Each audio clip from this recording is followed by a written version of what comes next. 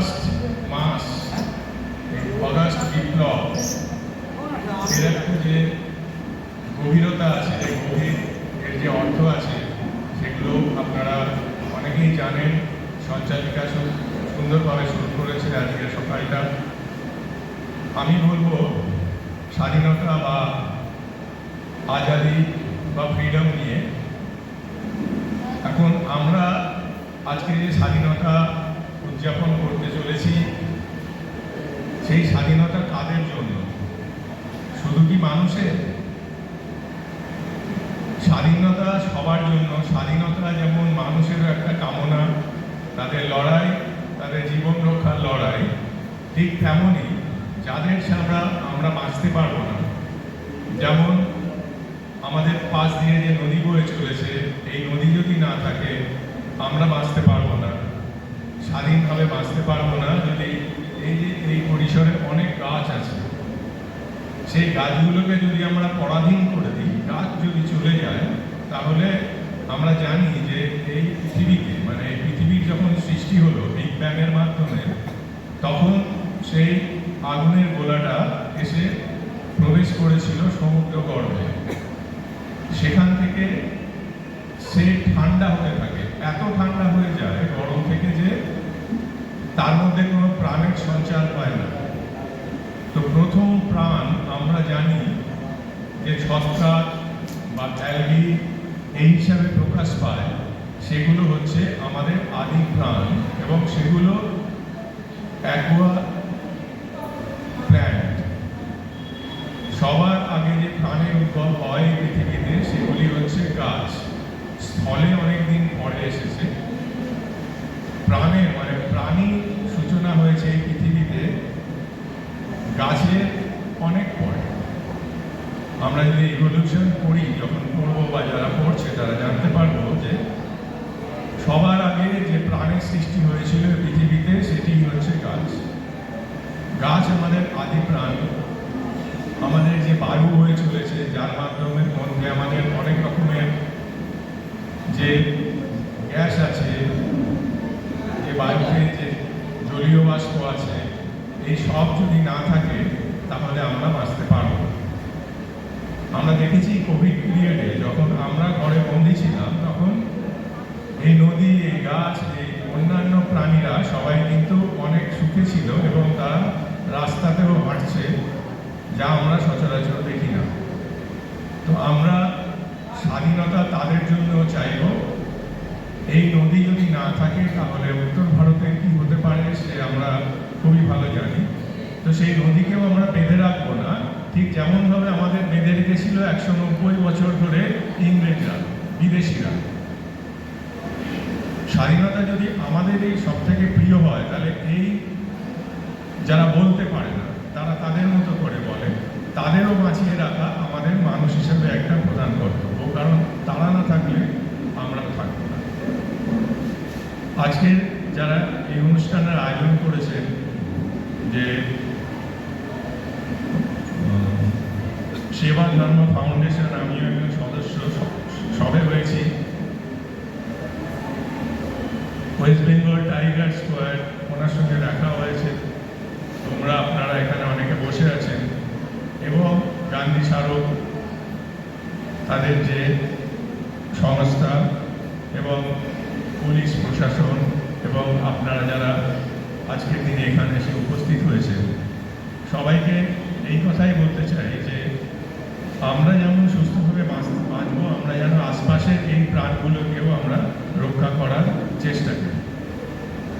আমরা কিছুটা চেষ্টা করছি, যেমন অমিত করছে। আমরা খুব রিসেন্টলি একটা ডকুমেন্টারি প্রোডাকশনে নেমেছি, এখন ইনিশিয়াল স্টেজ চলছে। এই গঙ্গা নদী নিয়েই হবে সেটা। দ্য সাইক্লিন স্ট্রাগল আপাতত নাম ঠিক হয়েছি, ওটা রেজিস্ট্রেশন হয়ে গেলে, ট্রেডমার্ক হয়ে গেলে আমরা সেটা লঞ্চ করব। শুধুমাত্র প্রোমোগুলো লঞ্চ হবে প্রথমে। তো সেবা ধর্ম ফাউন্ডেশন তার সাথে আছে, আপনাদেরও সহযোগিতা চাই। আমরা এই অঞ্চলে যত ছোট পুকুর আছে, ছোট বড় পুকুর আছে, যত ওয়াটার বডিজ আছে, সেগুলো আমরা সার্ভে করবো এক সময়, কিন্তু আমার সামনে যারা তরুণ তরুণীরা বসে আছে তাদেরও হয়তো সাবজেক্ট, আমাদের সময় এনভায়রনমেন্ট কোনো সাবজেক্ট ছিল না, আজ এটা একটা সাবজেক্ট হয়েছে। তার কারণ হচ্ছে যে এই সাবজেক্ট পড়া শুধু পাশের জন্য নয়, জীবনে উপলব্ধি করারও একটা প্রয়োজন আছে। সেই কারণে এই সাবজেক্টটা অ্যাটলিস্ট স্কুল এবং কলেজে এসেছে। তো তার একটা রিসার্চ পার্ট থাকে, ওয়াটার বডি সার্ভেও একটা কাজ যেগুলো সিলেবাসের বাইরে পড়তে হয়, মানে পরিপূর্ণভাবে শিক্ষিত হওয়ার জন্য। তো এই ধরনের কিছু কথা বলতে এসেছি যে আমরা সচরাচর এটা বলে থাকি যে সেভ দ্য আর্থ। অ্যাকচুয়ালি বিষয়টা ঠিক উল্টো। We are no one to save the earth. Mother earth is very clever, very smart. The element will act very smart with her. She will slowly but surely erase that element. And this time we are going to under the 6th mass extinction. পঞ্চম এক্সটিংশনে চলে গেছিল dinosaur. তারপর অনেক বছর পরে, অনেক হাজার বছর পরে আমরা এসেছি। কিন্তু আমরা এই মাদার আর্থকে নিয়ে এত অত্যাধিক এক্সপেরিমেন্ট করছি, যার জন্য 6th মাস এক্সটিংশন অলরেডি শুরু হয়ে গেছে। আমরা ছোটবেলায় যে গাছ দেখেছি, ছোটবেলায় যে পাখি দেখেছি, ছোটবেলায় যে পশু, যে মাছ দেখেছি, আজ আর সেগুলো পৃথিবীতে এক্সিস্ট করে না। তো এই পৃথিবী এখনো 1.5 লক্ষ বছর এই ধরনেরই থাকার কথা ছিল, কিন্তু আমরা এত বেশি এক্সপেরিমেন্ট করতে শুরু করেছি যে তারা অলরেডি বিবর্তন শুরু করে দিয়েছে। এবং অনেক প্রাণের সাথে এটা শিওর যে আমরা এই so called educated and urban people will not be available in this world after say 100, 150, 200 years. আপনারা সবাই গ্রেটা থানবার্গের নাম শুনে থাকেন। সেই মেয়েটি আপনাদেরই বয়সী। তো অনেকে বলছে এটা নাকি কোল্ড ফেজ থেকে, এখনো পৃথিবী নাকি কোল্ড ফেজ থেকে যায়নি। আমরা অলরেডি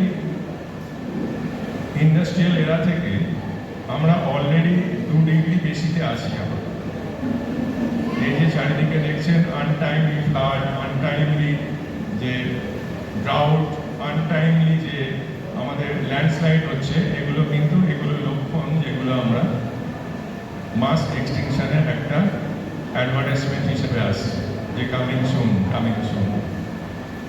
তো আপনারা ভাববেন আমরা ছোটবেলায় যা যা দেখেছি এখন সেগুলো নেই। এখনো যেগুলো দেখছি বা তোমরা দেখছো, আমাদের কাজ হচ্ছে যে আমরা তোমাদের কাছে এই কথাগুলো বলে যাই। সেবাদানো ফাউন্ডেশন এবং যে বেঙ্গল টাইগার স্কোয়াড যে ডিসিপ্লিন তোমাদের শেখাচ্ছে। আমি জীবনের 15টা বছর ইন্ডিয়ান এয়ারফোর্সে কাটিয়েছি। তো এটা বলেই শেষ করব যে বর্ডারের একটা গান চলছে, সন্দেশে আয় হ্যাঁ, যে গানটা চলছে ওটা 1971-এর লোঙ্গোয়াল বর্ডারের যে যুদ্ধের পার্টটা যে বিদারটা দেখিয়েছিলেন বর্ডার। মেজর শৈতান সিং আমাদের মাঝে একজন রিপোর্টার এসছেন শান্তিপুর থেকে, সঞ্জীব কাস্ট, শুভঙ্কর ভট্টাচার্য এসছে। তো আমরা সেই সিনেমায় দেখেছি যে মেজরের রোল সানি দেওল করেছিল, তিনি মেজর শৈতান সিং এর রোল করেছেন।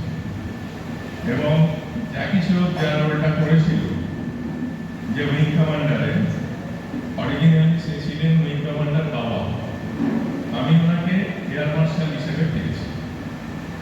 তো দেখে থাকবেন ওরা যখন যাচ্ছে একটা AN-32 করে, এপাশে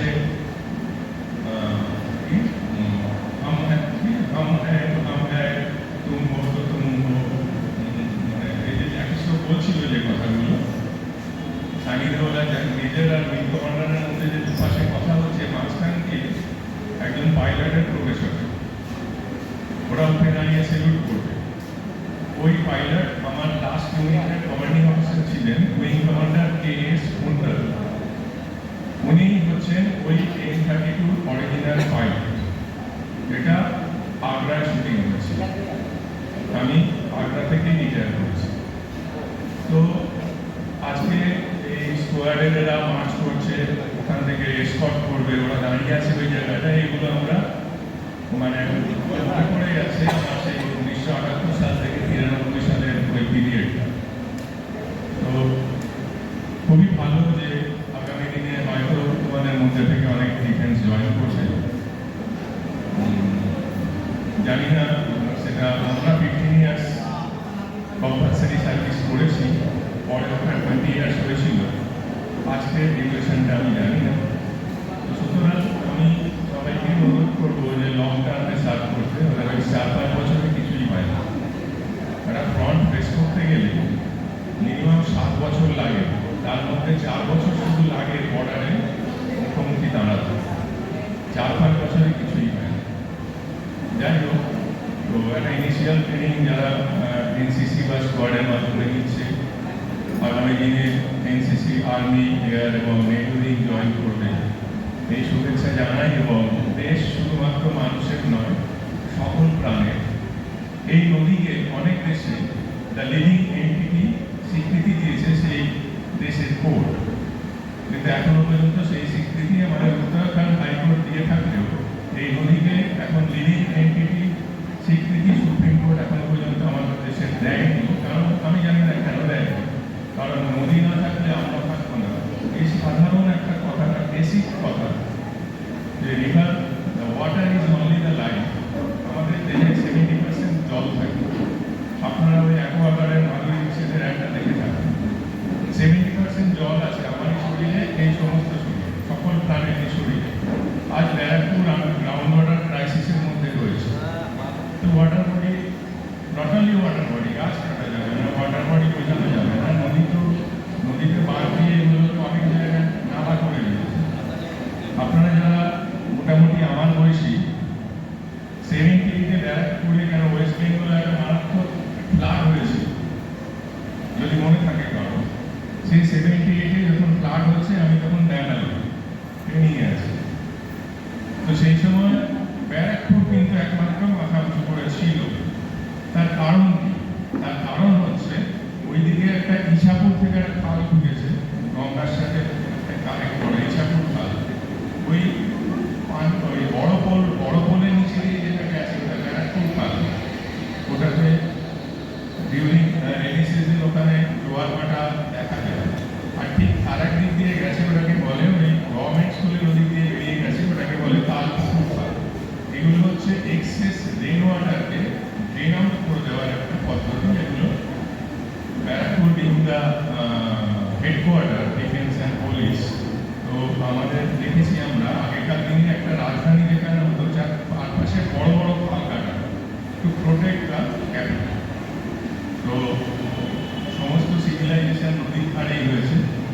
তো সেই সিভিলাইজেশন মানে হিউম্যান সিভিলাইজেশনকে যদি আমরা আরো বেশি দিন এই পৃথিবীতে রেখে যেতে পারি, তাহলে মনে হয় যে আমরাও খুব তাড়াতাড়ি হয়তো এই সুন্দর পৃথিবী থেকে যাব। এই চেষ্টা আগামী দিনে আমাদের নতুন স্বাধীনতার যে ৭৮তম বর্ষের এই আমরা নিজের মনে মনে এটা একটু ভেবে নেব, একটু কিছু চেষ্টা করব আমাদের স্টাডি এবং অন্যান্য কিছুর মাধ্যমে। প্লিজ গাছ কাটতে দেবেন না, পারলে আরো লাগান। বাড়ির সামনে যে পুকুর আছে, যে জলাশয় আছে, এটুকু ভেবে নিন যে যদি আগুন লাগে, আপনাকে ফায়ার ব্রিগেড থেকে ফোন করলে বলবে ওখানে কাছাকাছি কোনো জলাশয় আছে কি। কারণ আগুন যদি বড় হয়, তাহলে যে ওয়াটার ওরা নিয়ে আসবে তাদের ট্যাঙ্কারে, সেটা সবসময় সাফিসিয়েন্ট হয় না।